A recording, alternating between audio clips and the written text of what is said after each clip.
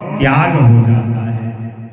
भ से कहे तो भाग्य खुल जाए जीवन का, ग से कहे तो गुमान गिर जाता है, व से कहे तो वाणी पवित्र हो, और क से कहे तो त्याग हो जाता है। यानी भक्ति, ज्ञान, वैराग्य और त्याग, इन सब का बड़ा सुंदर निरूपण किया गया है भागवत में।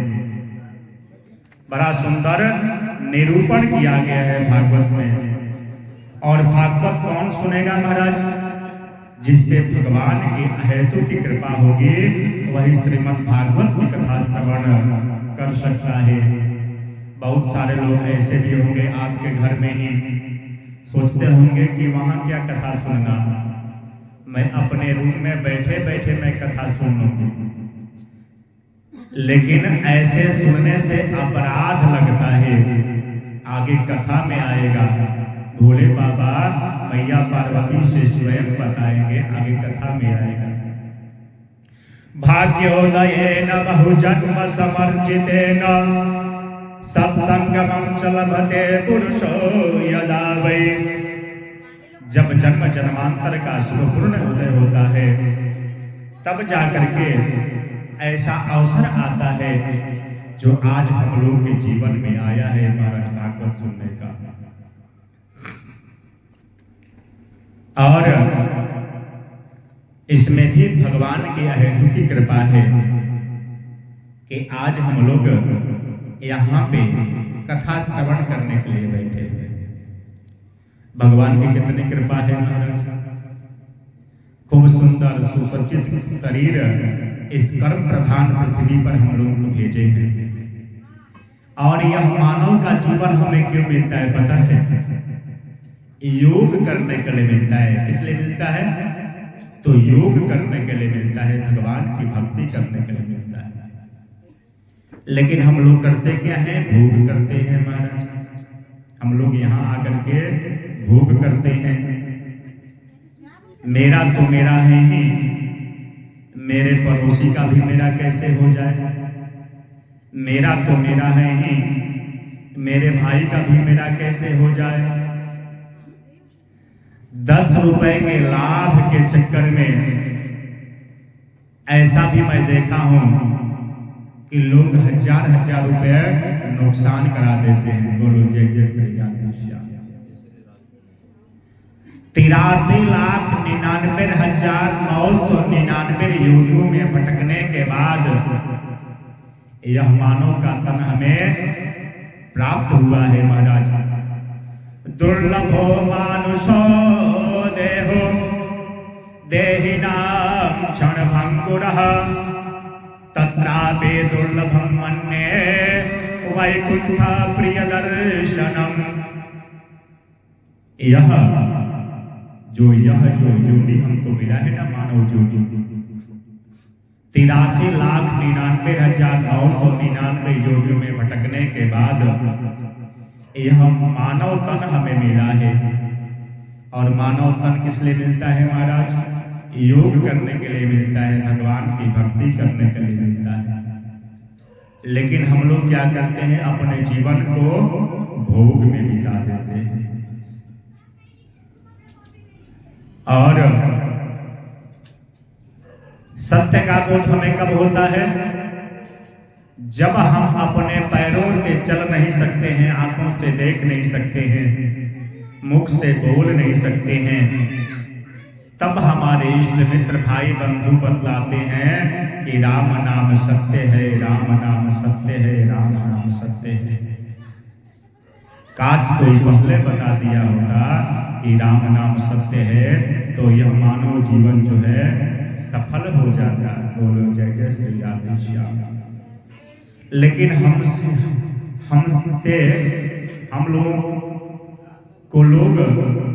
लोग के साथ लोग छल करते हैं महाराज। बचपन में बताया गया रिश्तों का जमाना है, जवानी में बताया गया धन कमाना है, अंत में बताया गया राम नाम सत्य है। जब हम अपने पैरों से चल नहीं सकते हैं, मुख से बोल नहीं सकते हैं, तब हमें हमारे इष्ट मित्र भाई बंधु बतलाते हैं कि राम नाम सत्य है, काश कोई पहले बता दिया होता तो यह मानव जीवन जो है सफल हो जाता। बोलो जय जय श्री राधे श्याम। अब हम लोग भागवत महात्म पे थोड़ी सी चर्चा कर लेते हैं। भागवत महात्म में यह बताया गया है कि क्यों सुनी जाती है कथा, किस लिए सुनी जाती है यह कथा, और कथा सुनने से क्या लाभ मिलेगा हमें। आज के समय में हम कोई भी कार्य करते हैं तो पहले हम उसका बेनिफिट देखते हैं कि यह कार्य करने से हमें क्या लाभ होगा। आइए हम लोग भागवत महात्म्य में प्रवेश करते हैं। इससे पूर्व भागवत महात्म्य का प्रथम श्लोक कि हम लोग गान करते हैं। प्रथम श्लोक है भागवत महात्म्य का। सच्चिदानंद रूपाय विश्वोत्पत्त्यादि हेतवे तापत्रय विनाशाय श्री कृष्णाय वयं नमः। सत कहिए जो विन से नाही, चित कहिए सकल घट माही। आनंद घट घट करे अनंता, ताको नाम सच्चिदानंदा। भगवान का नाम है सत्यचित आनंद। सत्य जो आज भी है कल भी रहेगा, आज भी है कल भी रहेगा, और बीते दिन में भी जो रह चुका है, तो वह सत्य स्वरूप कौन है? तो हमारे कन्हैया हैं, परमपिता परमेश्वर है। सत्य चित्त मतलब प्रकाश होता है। हमें कोई पुस्तक पढ़ना होता है तो हम क्या करते हैं महाराज? अभी आए थे शर्मा जी और कहे कि महाराज जी यहाँ पे एक बल्ब लग जाता तो आपको पढ़ने में सुविधा होता। हमें कोई पुस्तक पढ़ना होता है तो हम क्या करते हैं महाराज? प्रकाश की व्यवस्था करते हैं, तब हम किसी पुस्तक को पढ़ते हैं या अंधेरे में कोई कार्य को करते हैं। लेकिन जो परमपिता परमेश्वर जो है, जो हमारे कन्हैया है, स्वयं प्रकाश स्वरूप है, सच्चित आनंद। तीसरा नाम है हमारे कन्हैया का तो आनंद नाम है महाराज। हम लोग पकौड़ी खाते हैं तो कहते हैं कि आनंद आ गया। 5 स्टार 3 स्टार होटल में हम लोग जाकर के विश्राम करते हैं, कहते हैं वाह चकाचक वहां व्यवस्था थी महाराज, आनंद आ गया। बड़ी बड़ी गाड़ियों में चलते हैं, कहते हैं कि आनंद आ गया, बहुत अच्छी गाड़ी थी। इसका नाम आनंद थोड़े है। अरे आनंद तो परमात्मा के नाम लेने में है महाराज।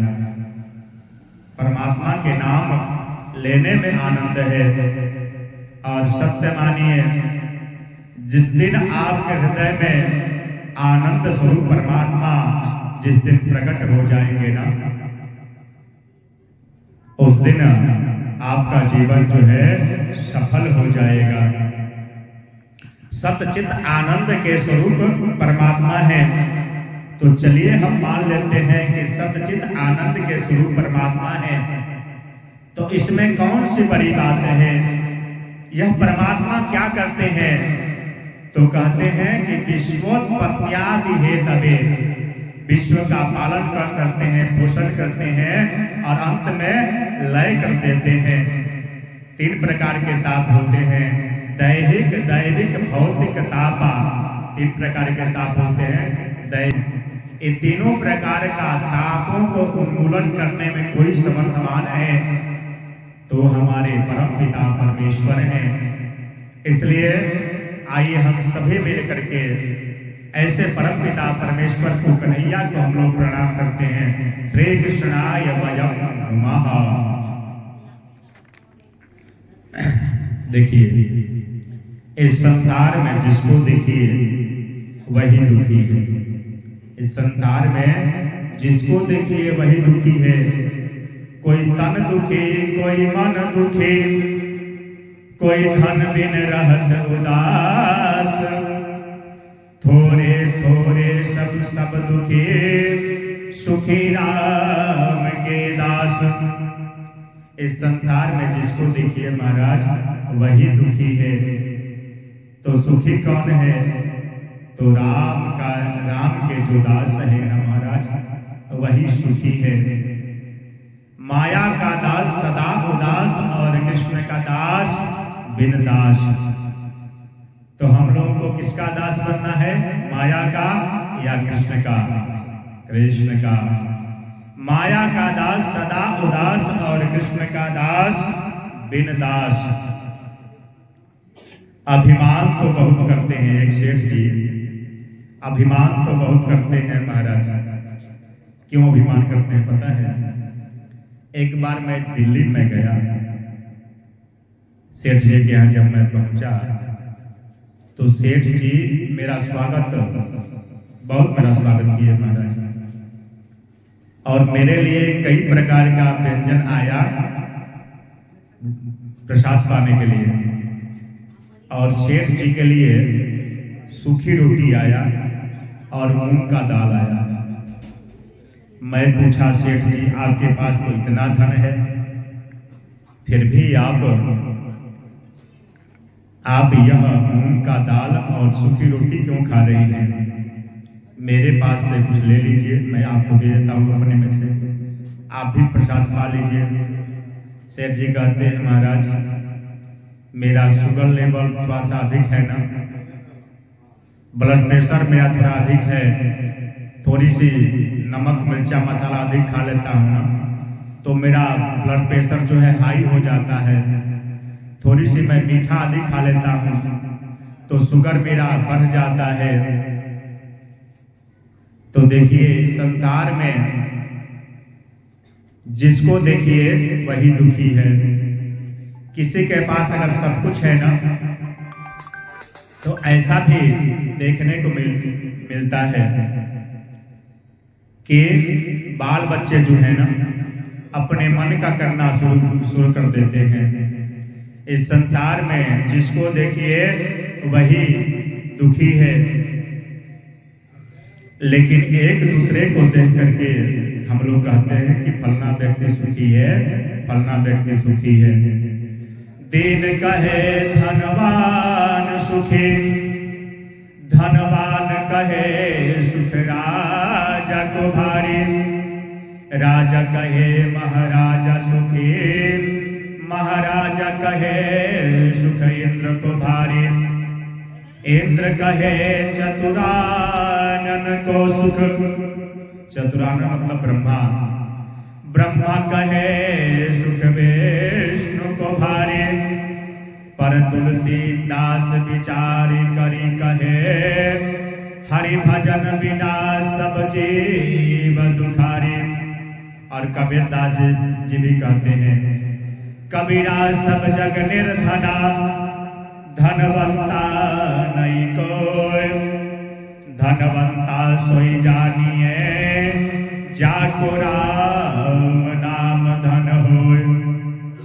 सुखी वही है जिसके पास राम नाम का धन है, जिसके पास कृष्ण नाम का धन है वही सुखी है महाराज।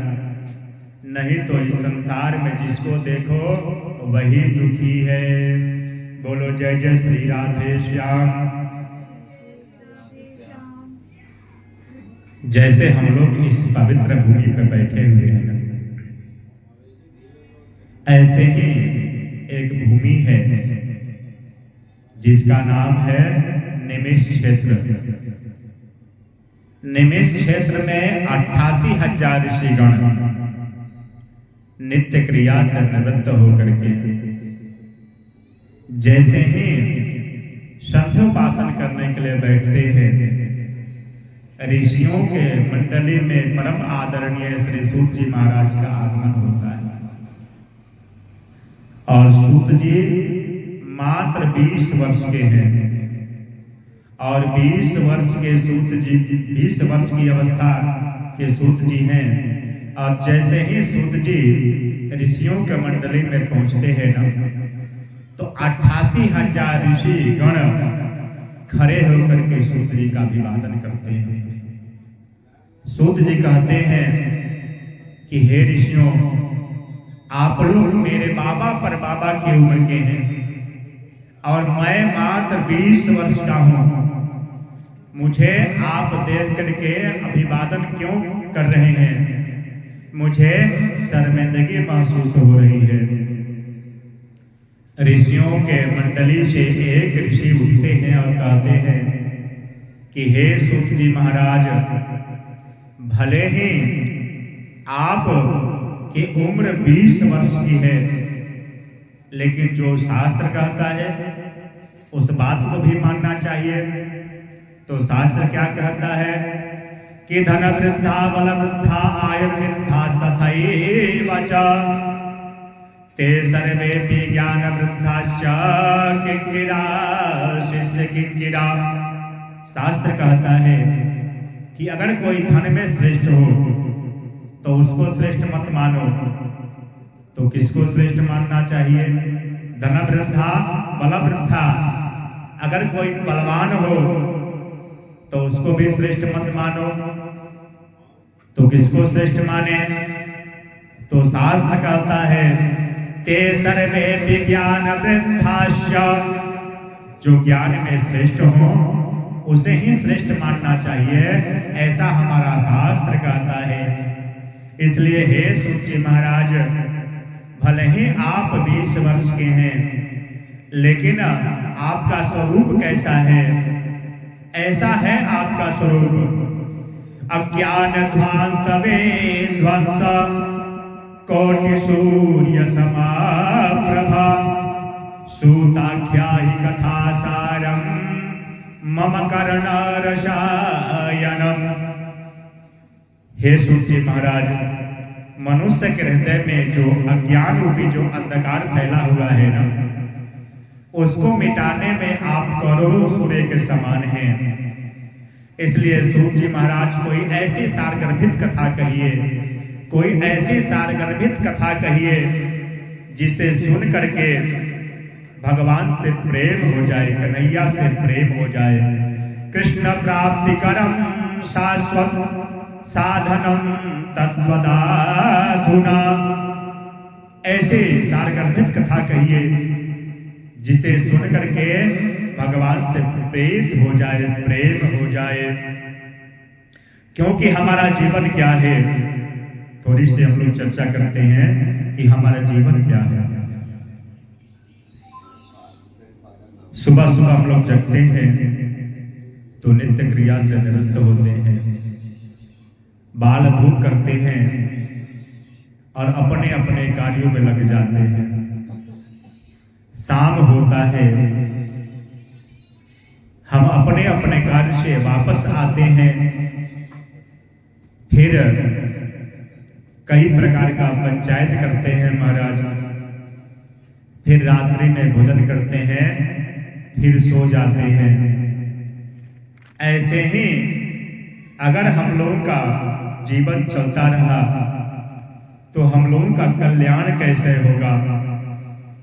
इसलिए हे सूत जी महाराज, कोई ऐसी सारगर्भित कथा कहिए जिसे सुन करके भगवान से प्रेम हो जाए, प्रीत हो जाए।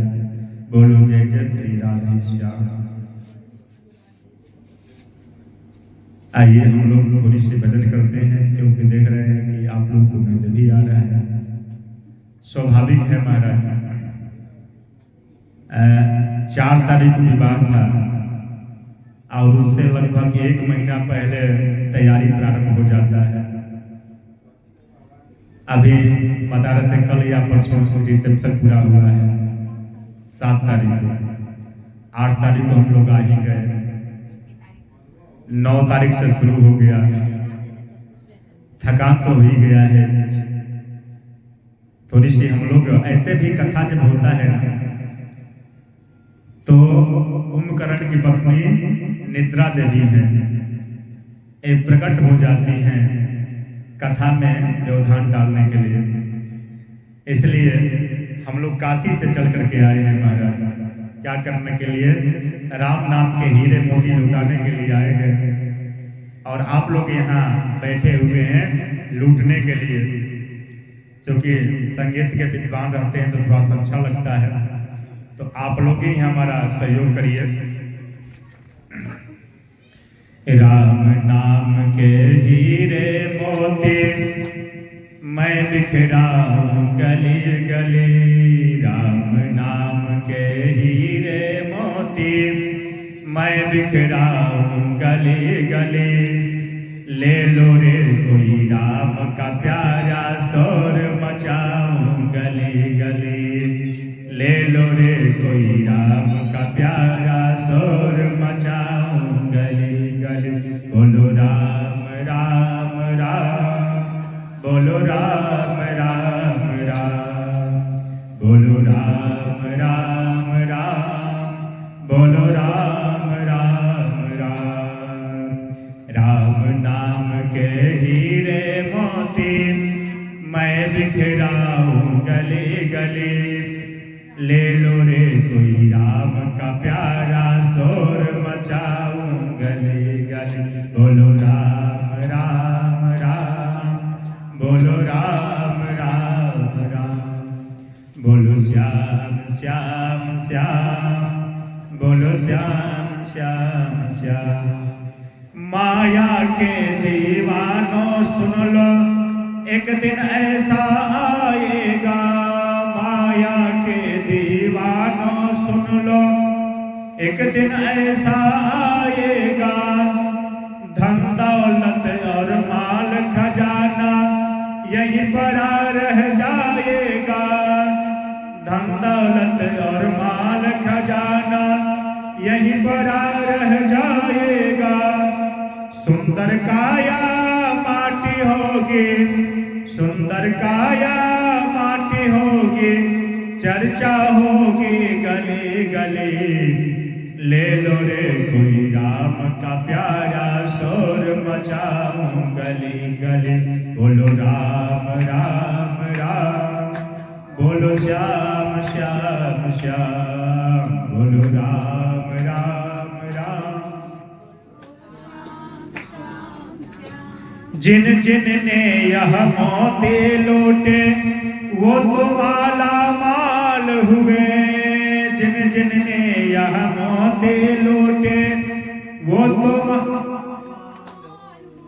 जिन जिन ने यह मोती लूटे वह तो माला माल हुए। जिन जिन ने यह मोती लूटे धन दौलत के बने पुजारी आखिर में कंगाल हुए। धन दौलत के बने पुजारी चांदी सोने वाले सुन लो, चांदी सोने वाले सुन लो। बात सुनाओ खरी खरी। ले लो रे कोई राम का प्यारा शोर मचाऊं गली गली। ले लो रे कोई राम का प्यारा शोर मचाऊं गली गली। ले लो रे कोई राम का प्यारा शोर मचाऊं गली गली। बोलो राम राम राम, बोलो राम राम राम, बोलो राम राम राम, बोलो राम राम राम। बोलो श्याम श्याम श्याम, बोलो श्याम श्याम श्याम, बोलो श्याम श्याम श्याम, बोलो श्याम श्याम श्याम। बोले जय जय श्री राधे, जय जय श्री राधे, जय जय श्री राधे। श्याम जो राधा राधा कहता है उसे एक दिन श्याम अवश्य बोलते हैं। इसलिए राधे राधे बोलते रहिए। ऋषियों के प्रश्नों को सुन करके सूत जी गदगद हो गए महाराज। ऋषि क्या बोलते हैं कि हे सूत जी महाराज, कोई ऐसी सारगर्भित कथा कहिए जिसे सुन करके भगवान से प्रेम हो जाए, प्रीत हो जाए।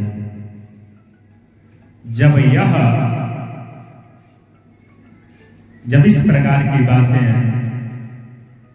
ऋषि बोलते हैं तो सूत जी महाराज गदगद हो जाते हैं। सूत जी कहते हैं, हे ऋषियों, आप लोग का जो प्रश्न है समाज के कल्याण के लिए है, जन जन के कल्याण के लिए है। जरा विचार करें कि हमारा जीवन क्या है। हम प्रत्येक व्यक्ति काल रूपी सर्प के मुख के ग्रास बने हुए हैं। हम काल रूपी सर्प के मुख में तब तक जीवित हैं जब तक काल रूपी जो सर्प है ना, अपने मुख को खोल करके रखा है, और जैसे ही अपने मुख को बंद करेगा महाराज, तत्काल हमारी मृत्यु हो जाएगी। एक सेठ जी 10 बजे, रात्रि 10 बजे विचार कर रहे थे कि कल बोकारो स्टील सिटी के बगल में, बोकारो जो स्टील सिटी जो प्लांट है ना, उसके बगल में 1 बीघा समझते हैं अपना, 20 कट्ठा का होता है, 1 बीघा का प्लॉट है। कल मैं उसे खरीद लूंगा। फिर मन कहता है सेठ जी से, मन की गति अटपटी झटपट लखई न कोई। मन कहता है सेठ जी से, सेठ जी आप 1 बीघा जमीन तो खरीद लेंगे, लेकिन क्या करेंगे? सेठ जी कहते हैं कि उस भूमि पे मैं 5 स्टार होटल बनवाऊंगा, हजारों वर्कर हमारे यहाँ कार्य करेंगे। फिर मन कहता है तो फिर आगे आप क्या करेंगे? तो सेठ जी कहते हैं कि बहुत सारा धन आएगा और धन से खूब हम ऐश करेंगे। कभी दिल्ली में नाश्ता करेंगे तो भोजन करने के लिए मैं मुंबई चला जाऊंगा फ्लाइट से। देखिए सेठ जी जो है 10 बजे सोच रहे हैं और 10:15 बजे सेठ जी का हार्ट फेल हो जाता है। सेठ जी का सोचना विचारना सब व्यर्थ हो जाता है। नहीं कश्चित् क्षणमपि जातु तिष्ठ्यत कर्मकृत् कार्यते ह्यवशः कर्मा गुणैः स्वभाविकर्मबलात्। हम सोचते तो बहुत है महाराज, लेकिन हमारे और आपके सोचने से क्या होगा वही जो भगवान की इच्छा होगी। बोलो जय जय श्री राधे श्याम। एक राजा रात्रि में सो रहे थे और सोते सोते स्वप्न देखते हैं कि स्वप्न में एक औरत आती है और कहती है, राजन कल ठीक समय से ठीक जगह पे मुझसे मिलना। यह जब स्वप्न सुनते हैं, स्वप्न में एक औरत आती है, यह बात कहती है, उसके तुरंत बाद राजा का जो है नींद जो है खुल जाता है। उसी क्षण राजा सभी विद्वानों को बुलाते हैं अपने सभा में और स्वप्न का रहस्य पूछने का प्रयास करते हैं, लेकिन सभी बताने में असमर्थ हो जाते हैं। उसी सभा में एक बुजुर्ग व्यक्ति है और वह कहते हैं कि राजन जो स्वप्न में जो आई थी ना, वह साक्षात मृत्यु की देवी थी। आपको संकेत की है कि अगर आप मृत्यु से बचना चाहते हैं ना, तो यहां से जितना दूर हो सके उतना दूर आप निकल जाइए। राजा तुरंत घोड़े पर सवार होते हैं और चलते जा रहे हैं। क्यों? क्योंकि मृत्यु का भय है कि मृत्यु देवी से मुझे बचना है। जाते जाते सुबह से शाम हो जाता है महाराज। और जैसे ही सूर्यास्त होने वाला था, उसी समय राजा घोड़े से नीचे उतरते हैं और कहते हैं, मन ही मन विचार करते हैं कि अब तो मैं मृत्यु से बहुत मैं दूर चला आया हूं। अब मेरी मौत क्या बिगाड़ सकती है। और सामने एक पीपल का वृक्ष था, वहां खूब सुंदर जो है कुआं बना हुआ था, और कुआं के पास एक बाल्टी था, और बाल्टी में जो है डोर लगा हुआ है। राजा क्या करते हैं कि कुआं के पास में जाते हैं और वहां जाकर के बाल्टी को कुएं के अंदर डालते हैं और पानी को खींचते हैं, और जैसे ही अपने मुख पे छींटा मारते हैं पानी का, उसी समय एक काली छाया आती है और राजा के गर्दन को पकड़ लेती है और कहती है, जैसे ही गर्दन को पकड़ती है, राजा पीछे घूम करके देखते हैं, और जैसे ही काली छाया को देखते हैं, देखते ही डर जाते हैं महाराज।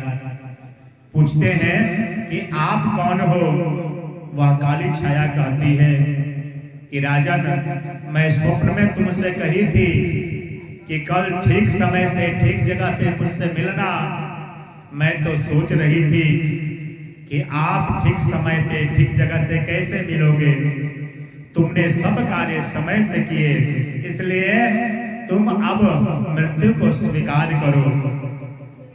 राजा कहता है, ओह, मैं जिस मृत्यु के भय से भागता रहा, मुझे क्या पता था कि मैं साक्षात मृत्यु के गोद में जा रहा हूं।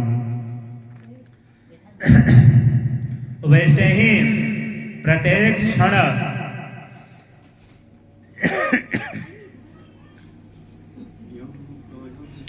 हम प्रत्येक क्षण मृत्यु के गोद में जा रहे हैं महाराज। लेकिन कहते हैं कि अभी क्या भजन करना है, अभी क्या भजन करना है, अभी तो बहुत समय है भजन करने के लिए, अभी तो भजन करने के लिए बहुत समय है। इसलिए गोस्वामी तुलसीदास जी कहते हैं, दो बातन को भूल मत, जो चाहे कल्याण, नारायण एक मौत को, दूजे श्री भगवान। प्रत्येक व्यक्ति को दो चीज याद रखना होगा महाराज। एक, मौत आती है और एक दिन सबको लेकर के जाती है, और मौत को सुधारना है तो किसको याद करना होगा, किसको याद करना होगा, भगवान को। श्रीमन नारायण नारायण नारायण, श्रीमन नारायण श्रीमन नारायण नारायण नारायण, श्रीमन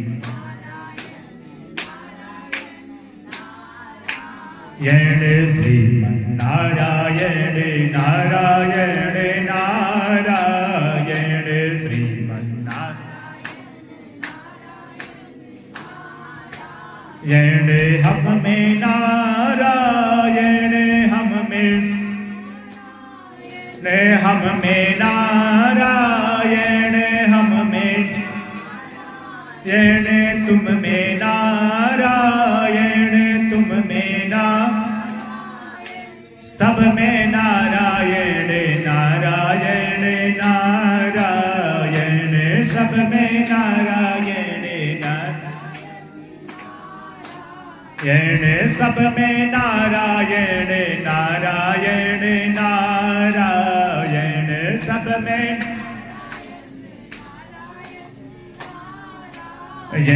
ब्रह्मा नारायण, ब्रह्मा नारायण,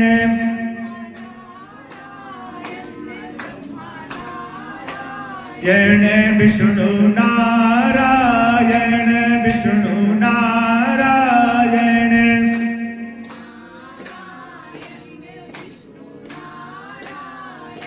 शंकर नारायण नारायण नारायण शंकर नारायण शंकर नारायण नारायण नारायण शंकर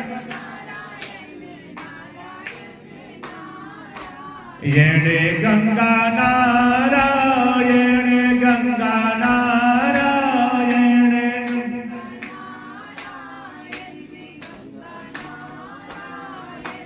यमुना नारायण यमुना नारायण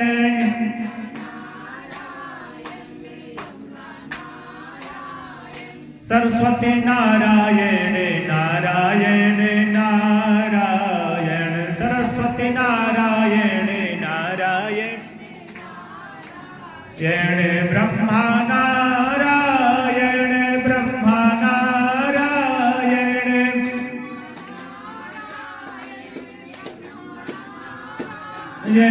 विष्णु नारायण विष्णु नारायण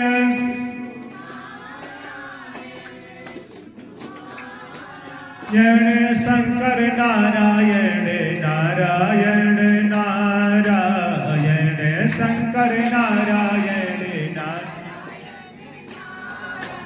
नारायण शंकर नारायण नारायण नारायण शंकर नारायण नमः पार्वती पतये हर हर महादेव शंभो। जब देवताओं को पता चला कि राजर्षि परीक्षित को श्राप मिला है कि आज से 7वें दिन तक्षक सर्प डसेगा और उनकी मृत्यु हो जाएगी, तो ये देवता बड़े चतुर हैं महाराज। देवता क्या करते हैं कि स्वर्ग से अमृत लेकर के आते हैं और सुखदेव जी महाराज से कहते हैं कि हम लोग सुने हैं कि राजा परीक्षित को श्राप मिला है ऋषि पुत्र का कि 7वें दिन तक्षक सर्प डसेगा, इनकी मृत्यु हो जाएगी। इसको सुधारने के लिए हम लोग स्वर्ग से अमृत लेकर के आए हैं। सुखदेव जी देवताओं को अभक्त समझते हैं। क्या समझते हैं? अभक्त समझते हैं और देवताओं को श्रीमद् भागवत की कथा श्रवण कराने से मना कर देते हैं। देवता कहते हैं कि हम लोग स्वर्ग से अमृत लेकर के आए हैं। जो परीक्षित जी को श्राप मिला है ऋषि पुत्र का कि आज से 7वें दिन तक्षक सर्प डसेगा, इनकी मृत्यु हो जाएगी, उसके बदले आप क्या कीजिए कि यह अमृत का पान करा दीजिए और जो श्रीमद् भागवत की कथा आप जो राजा परीक्षित को श्रवण कराने जा रहे हैं, यह श्रीमद् भागवत की कथा आप हम लोगों को करा दीजिए। सुखदेव जी कहते हैं कहाँ कांच और कहाँ मणि, इन दोनों की तुलना एक साथ कैसे की जा सकती है। और देवताओं को अभक्त समझते हैं महाराज और कथा सुनाने से मना कर देते हैं। देवता दुखी होकर के कहाँ जाते हैं?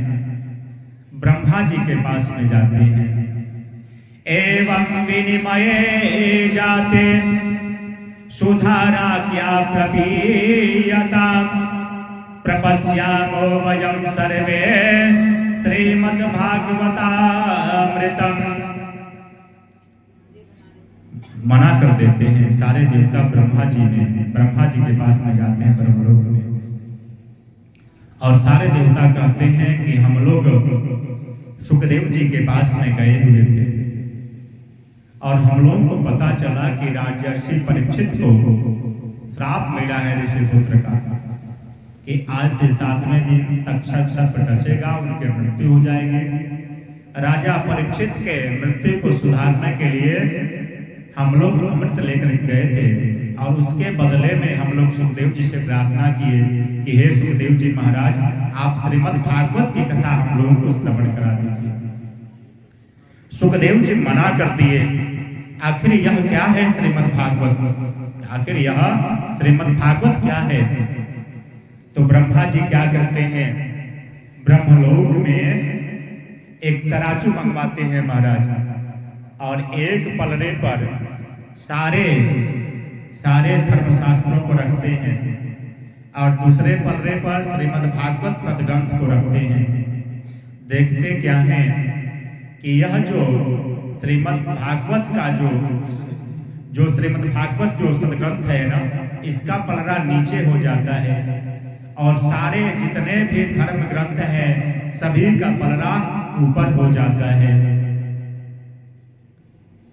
ब्रह्मा जी कहते हैं, हे देवताओं, यह जो श्रीमद् भागवत की जो पोथी है ना, यह जो सदग्रंथ है ना, इसे आप पोथी मत समझिए, इसे आप किताब मत समझिए।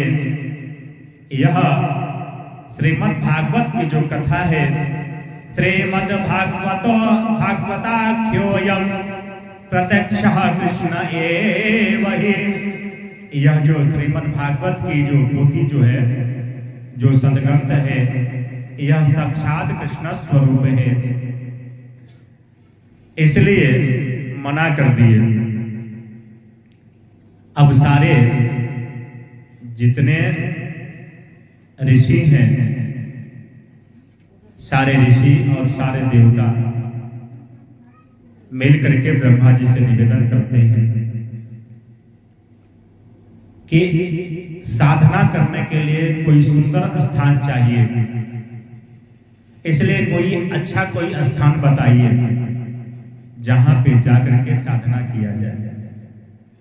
ब्रह्मा जी अपने चक्र को छोड़ते हैं और कहते हैं कि इस चक्र का जहां निमि शांत होगा, जहां यह चक्र गिरेगा, वही स्थान साधना के लिए उपयुक्त होगा ऋषियों के लिए। और वह चक्र चलते चलते चलते चलते निमिष क्षेत्र में जाकर के गिरता है, जिसे हम लोग बोलते हैं नैमिषारण्य क्षेत्र। वहां आज भी 88,000 ऋषि गण आज भी वहां साधना करते हैं महाराज, नित्य निरंतर यज्ञ यज्ञादि करते रहते हैं, यज्ञ यज्ञादि करते रहते हैं। श्रीमन्नारायण नारायण नारायण श्रीमन्नारायण श्रीमन्नारायण नारायण नारायण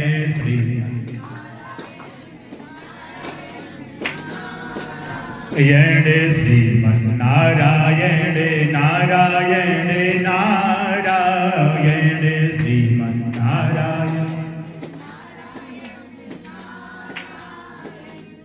देवता प्रश्न करते हैं कि यह भागवत का प्राकट्य कैसे हुआ, यह भागवत का प्राकट्य कैसे हुआ? तो कहते हैं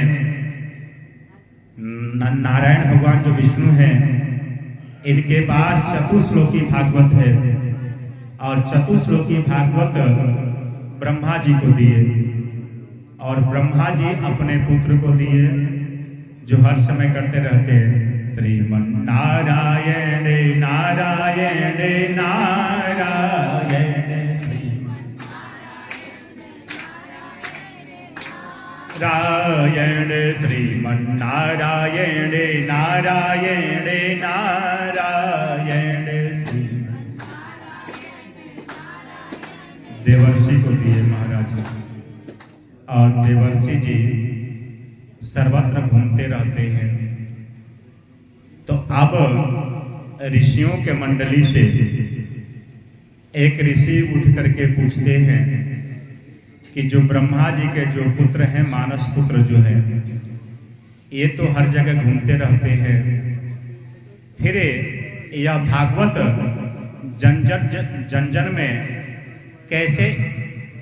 कैसे इसका विस्तार हुआ, कैसे यह कथा सबको पता चला।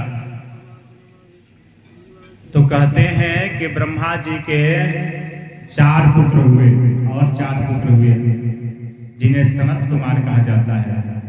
सनत, सनंदन, सनातन और सनत कुमार। एक बार देवर्षि श्रीमन्नारायण नारायण नारायण श्रीमन्नारायण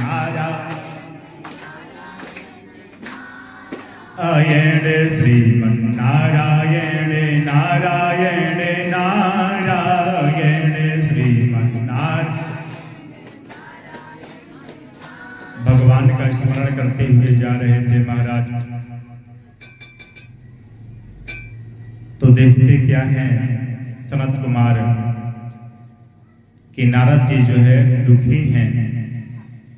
नारद जी से सनत कुमार पूछते हैं कि हे नारद जी महाराज, कथम ब्रह्मं दिनमुखा कुतश्चिन्तातुरो भवान् त्वरितं गम्यते कुत्र कुतश्चागमनं तव। हे नारद जी महाराज, हे देवर्षि, आप तो भगवान के मानस पुत्र हैं और आप भगवान के भक्त हैं। जो भी आपके मुखार बिंद का दर्शन करता है वह तो प्रसन्न हो जाता है, और आप भगवान के भक्त और इतना दुखी क्या बात है। क्योंकि जो माया का दास होता है ना, वही उदास होता है, और जो भगवान का दास होता है ना, वह बिनदास होता है। चाह गई चिंता नसी मनुआ बेपरवाह, जिसको कछु न चाहिए सो ही साहनशाह। माया के जो दास होते हैं महाराज, वो हर समय उदास रहते हैं, और जो भगवान के जो दास होते हैं वो बिनदास रहते हैं। तो आप तो भगवान के दास हैं, फिर आप माया के दास कैसे बन गए? आप इतना दुखी क्यों हैं? क्या बात है? नारद जी कहते हैं, हे सनत कुमारों, मैं अयोध्या, मथुरा, माया, रामेश्वरम, गया, काशी, गोदावरी सभी धर्म स्थलों में मैं गया, लेकिन मैं जाने के बाद मैं क्या देखा ना, सबके अंदर असंतुष्टि विराजमान हो चुका है। ना पश्यम कुत्रचित् शर्म मन संतोष कारकम कलिना धर्म मित्रेण धरेयम बाधिता धुना। यहां जिसको देखिए महाराज, वही असंतुष्ट है, सब लोग दुखी हैं। इसी कारण से मैं दुखी हूं। मंदिरों में क्या हो रहा है महाराज? पाखंडियों ने आधिपत्य जमा रखा है। धन के लोभ में कर्मकांडी लोग वेद को बेचने लगे हैं, और यहां जिसको देखो मेरा तो मेरा है ही, मेरे पड़ोसी का भी मेरा कैसे हो जाए।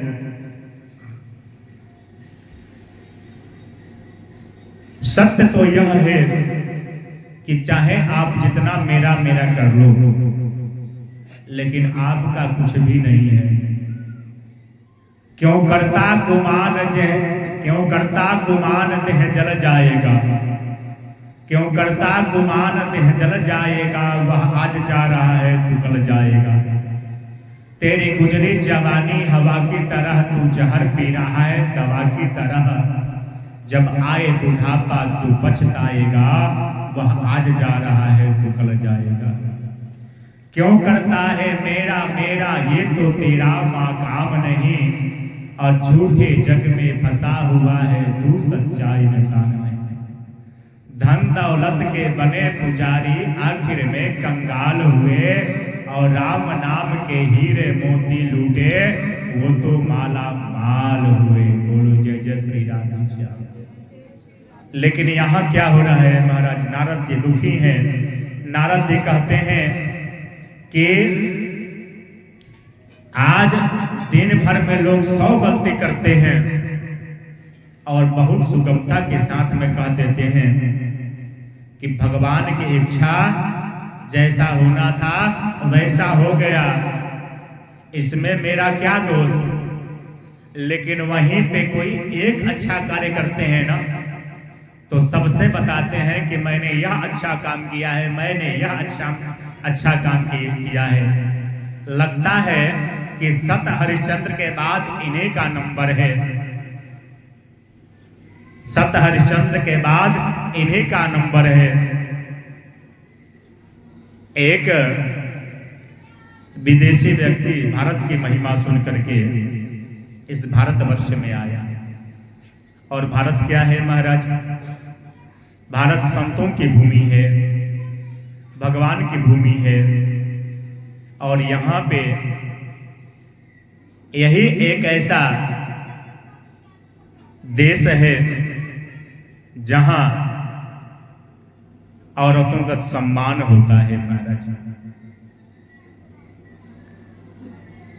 औरतों का सम्मान होता है। क्रिश्चियन क्या बोलते हैं? बेबी। अब मुस्लिम लोग क्या बोलते हैं? बीबी। हम लोग क्या बोलते हैं? देवी। बोलो जय जय श्री राधे श्याम। विदेशों में एग्रीमेंट पे विवाह होता है। जितने वर्ष का एग्रीमेंट हुआ उतने दिनों तक संबंध चलता है। और बच्चे भी पैदा होते हैं ना, तो एग्रीमेंट पे ही पैदा होते हैं कि आधा खर्च पिता चलाएगा और आधा खर्च माँ उसका वहन करेगी। आधा खर्च पिता वहन करेगा और आधा खर्च माँ वहन करेगी।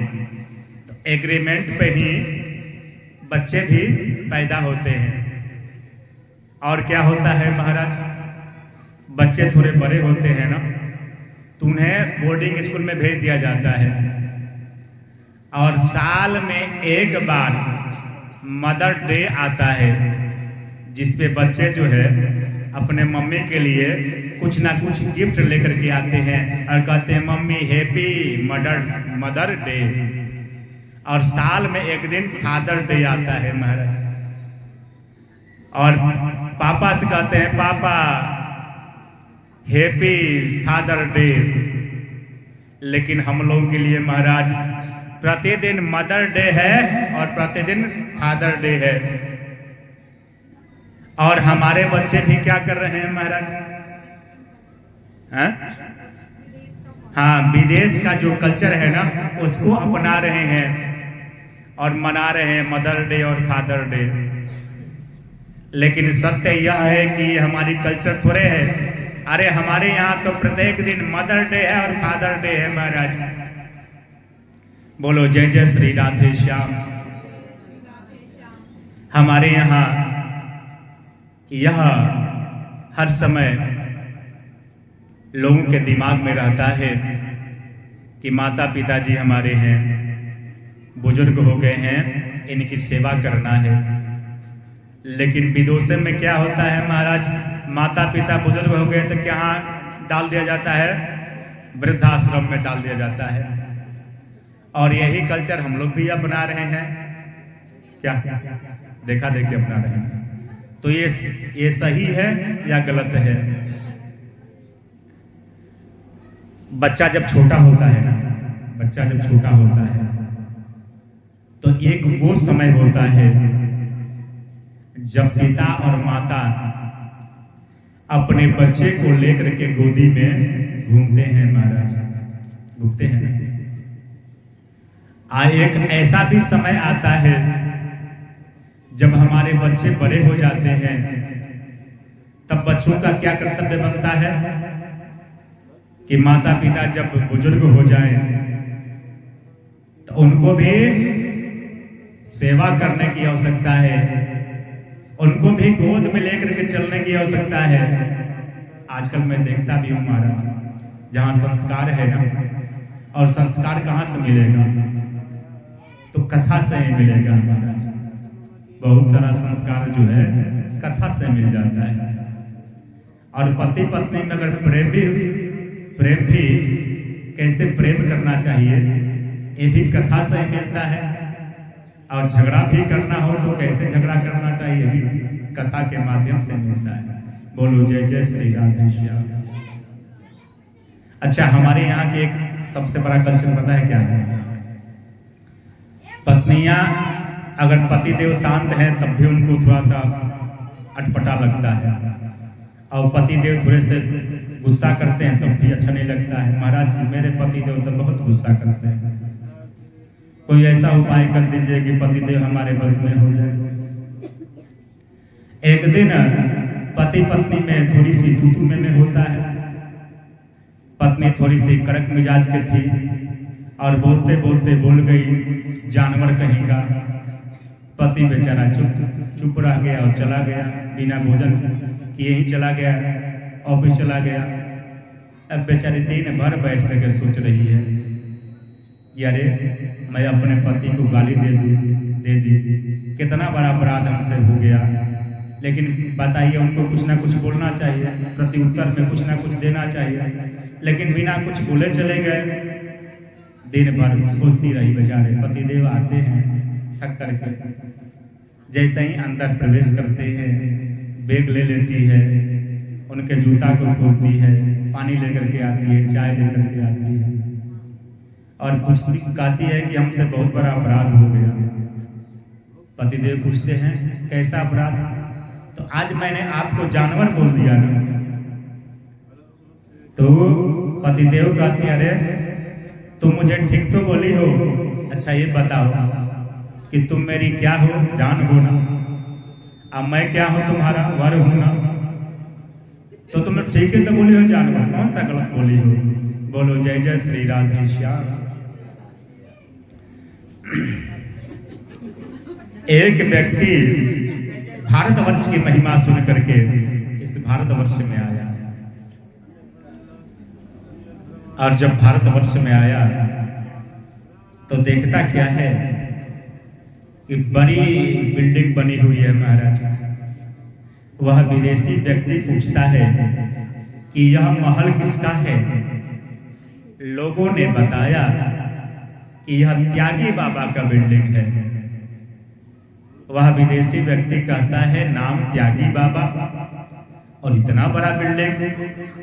और आगे बढ़ता है तो देखता क्या है कि बहुत शोर हो रहा है, बहुत हल्ला गुल्ला हो रहा है। वह व्यक्ति पूछता है कि यह हल्ला, यह कैसी हल्ला हो रही है? लोग बताते हैं कि यह मौनी बाबा का आवाज है। वह विदेशी व्यक्ति कहता है कि नाम मौनी बाबा और इतना जोर जोर से बोल रहे हैं। और आगे चलता है तो देखता क्या है कि बहुत सारे वस्त्र टंगे हुए हैं। वह विदेशी व्यक्ति पूछता है कि यह वस्त्र किसके हैं?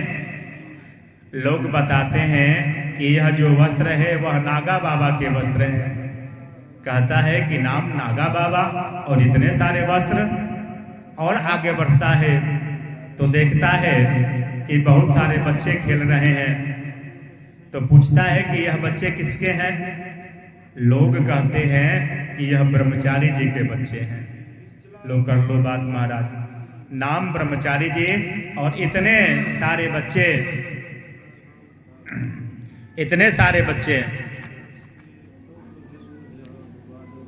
ये तो संतों की बात हो गई महाराज, लेकिन अब गृहस्थों के यहाँ क्या हो रहा है? ये कौन बोल रहा है? कौन बोल रहा है? कौन बोल रहा है? देवर्षि बोल रहे हैं। और किससे बोल रहे हैं? सनत कुमारों से बोल रहे हैं।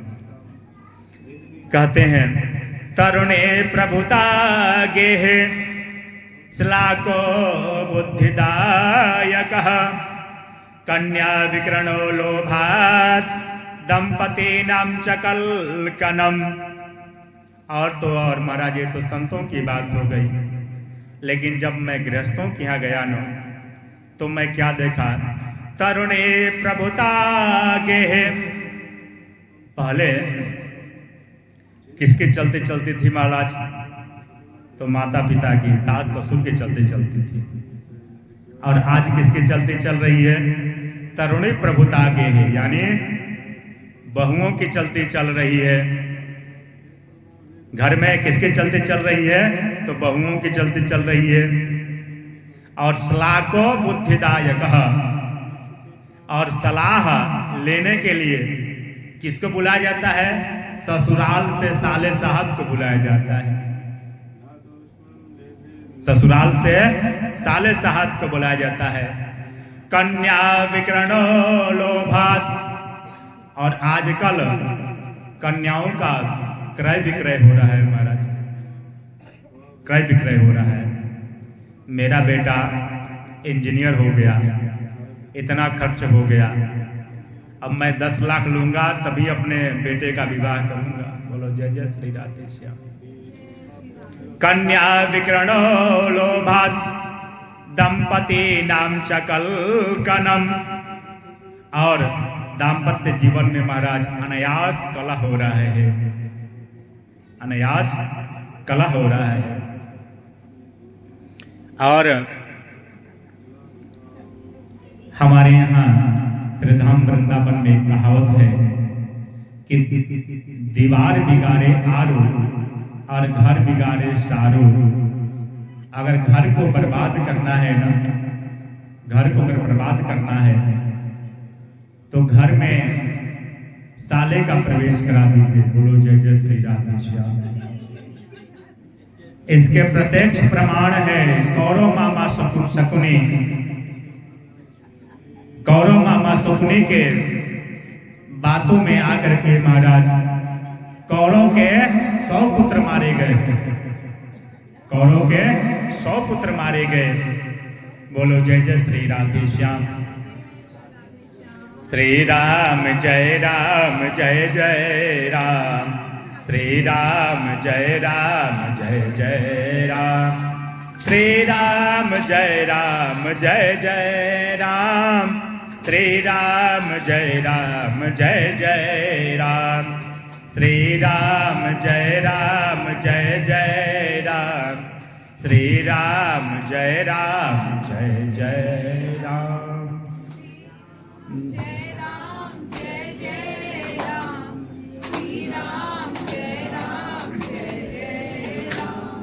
बोलो जय जय श्री राधे श्याम।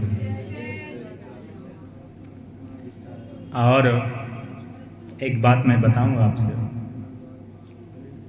जिस घर में गार्जियनशिप रहता है, माता पिता है, भाई, सबके सलाह से जो कार्य होता है, उस कार्य में फंसने का जो चांस होता है बहुत कम होता है। और जो कार्य बिना माता पिता को बताए, बिना भाई से बताए अगर कोई कार्य कर लिया जाए तो उसमें फंसने का चांस अधिक होता है। बोलो जय जय श्री राधे श्याम। इसलिए इस बात को सदैव ध्यान में रखना चाहिए। अब नारद जी कहते हैं कि लेकिन मैं जब श्रीधाम वृंदावन में गया तो मैं एक कौतुक देखा। वहां मैं क्या देखा कि एक औरत जो है खेद युक्त बैठी हुई है और उसके पास 2 वृद्ध पुरुष लेटे हुए हैं। हजारों स्त्रियां जो है पंखा झेल रही हैं, यानी पंखा हिला रही हैं। कौतूहलवश मैं इस दृश्य को देखने लगा।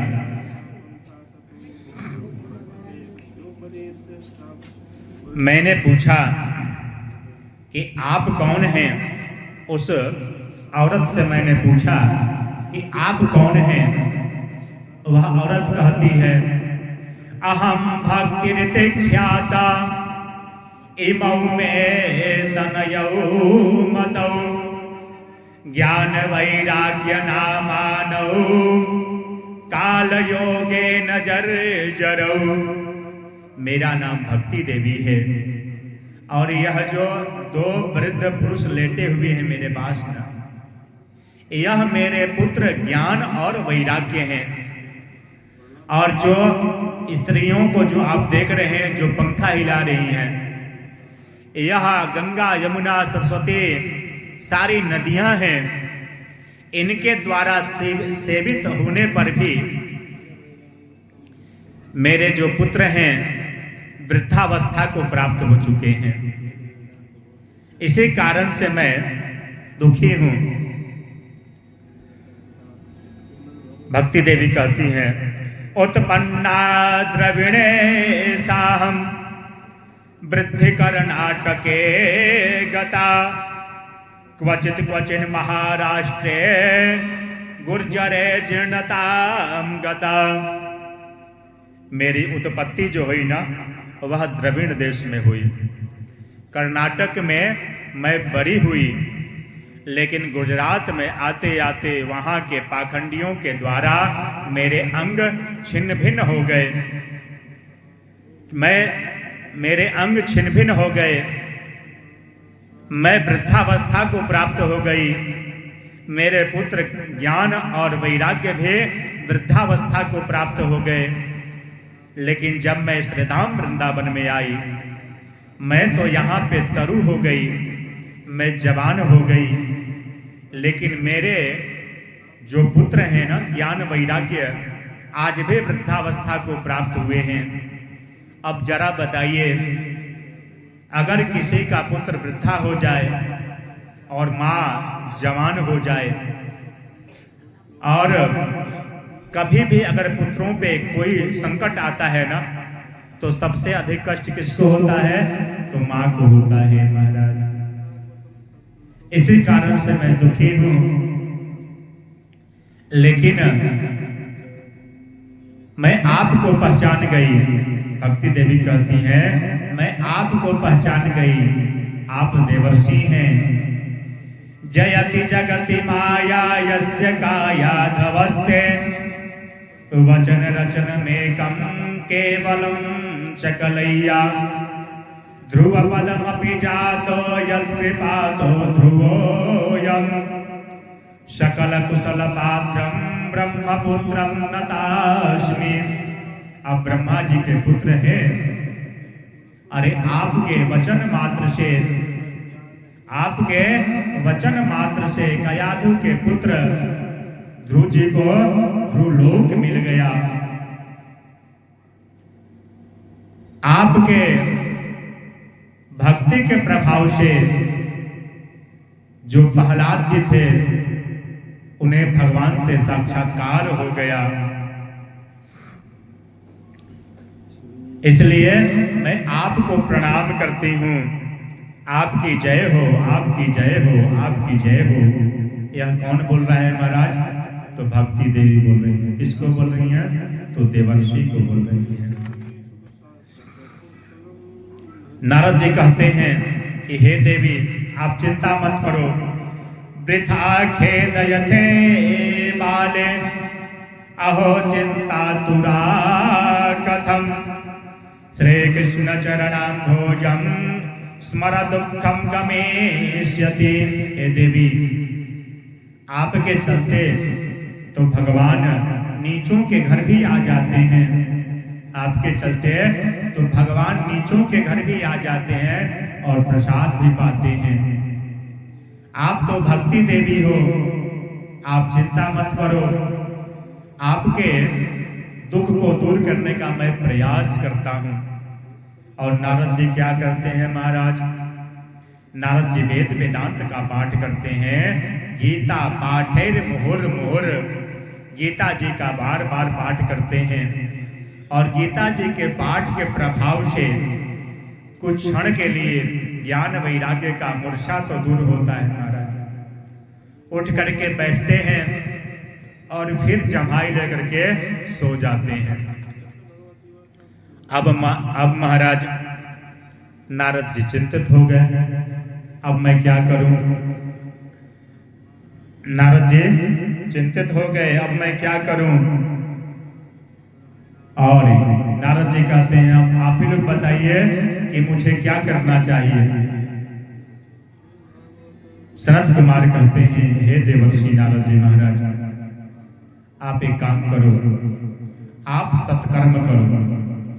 सत्कर्म शुचको नूनम ज्ञान यज्ञ स्मृतो बुधैः श्रीमद्भागवतालापः शत्रुगीता सुखादिभिः। हे नारद जी महाराज, आप सत्कर्म कीजिए, आप श्रीमद् भागवत सदग्रंथ कथा का ज्ञान यज्ञ आयोजन कीजिए। नारद जी कहते हैं मैंने वेद वेदांत का पाठ किया, गीता जी का बार बार पाठ किया। जब ये सब करने के बाद भी ज्ञान वैराग्य जस के तस्वीर रहे, तो यह श्रीमद् भागवत की कथा करने से, श्रीमद् भागवत ज्ञान यज्ञ करने से क्या होगा। सनत कुमार कहते हैं कि हे देवर्षि नारद जी महाराज, हे देवर्षि नारद जी महाराज, जो वेद वेदांत है ना, यह वृक्ष है। वेद वेदांत वृक्ष है, लेकिन जो वृक्ष का जो रसमय जो फल है ना, यही तो श्रीमद् भागवत सदग्रंथ है। अगर किसी को खाना होगा तो क्या खाएगा महाराज? जड़ खाएगा, पत्ता खाएगा या टहनी खाएगा? क्या खाएगा? वो तो फल ही खाएगा ना। तो वेद वेदांत का जो रसमय जो फल है ना, यह श्रीमद् भागवत की कथा है। आप साप्ताहिक ज्ञान यज्ञ का आयोजन कीजिए। नारद जी कहते हैं कि हे सनत कुमारों, अभी हम लोग बद्रिका आश्रम में हैं और भक्ति देवी कहाँ है? तो श्रीधाम वृंदावन में है। तो आप लोग बताइए कि यह श्रीमद् भागवत ज्ञान जो यज्ञ है, यह कहाँ इसका आयोजन किया जाए? कहाँ उचित स्थान होगा? कहाँ उचित स्थान होगा? सनत कुमार कहते हैं कि हे नारद जी महाराज, आप भक्ति देवी के पास में जाइए और वहां उनसे कहिएगा कि अपने पुत्र ज्ञान वैराग्य को लेकर के थोड़ा सा वो आगे चल करके आए।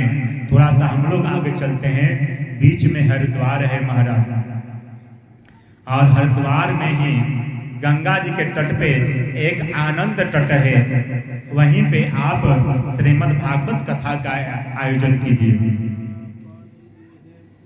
नारद जी खूब सुंदर आनंद तट पे खूब सुंदर मंच बनवाते हैं। जैसे हम सुबह में आए थे महाराज, तो कोई व्यवस्था नहीं था, और अभी आकर के देखे तो चकाचक मंच भी बन गया है और चकाचक व्यवस्था हो गई, चकाचक पूजा की व्यवस्था हो गई ठाकुर जी की मतलब कृपा से। नारद जी क्या करते हैं, चकाचक ऐसे ही मंच बनवाते हैं और सनत कुमार चारों भाई आते हैं और मंचासीन हो जाते हैं। नारद जी स्वयं जजमान बन जाते हैं, जैसे हमारे 9 दंपति जजमान बने हुए हैं, ऐसे ही जजमान बन करके बैठ जाते हैं कथा सुनने के लिए।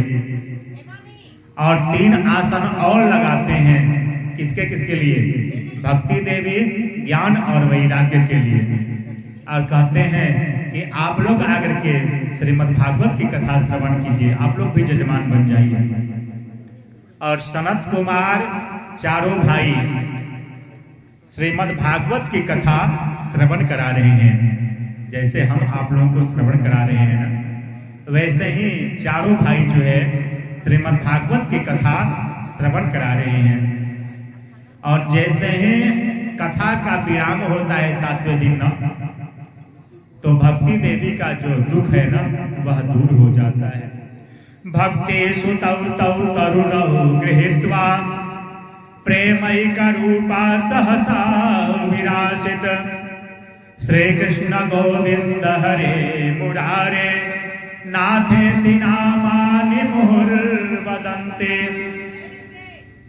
श्री कृष्ण गोविंद हरे मुरारे गाते हुए भक्ति देवी लक्ष्मी के रूप में प्रकट होती हैं और इनके जो पुत्र ज्ञान वैराग्य हैं, जो वृद्धावस्था को प्राप्त कर चुके थे, वह भगवान के पार्षद के रूप में प्रकट होते हैं।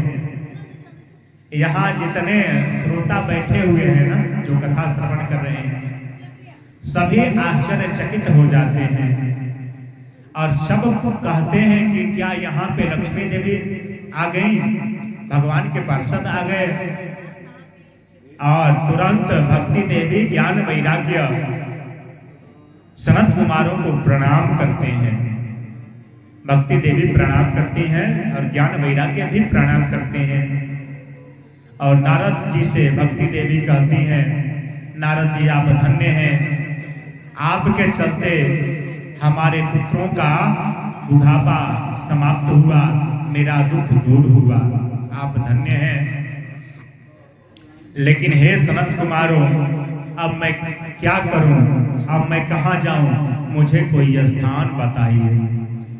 सनत कुमार कहते हैं कि यहाँ पे जितने भक्त बैठे हुए हैं ना, यहाँ पे जितने भक्त बैठे हुए हैं, आप सबके हृदय में जो है, आप सबके हृदय में जो है जाकर के विराजमान हो जाइए।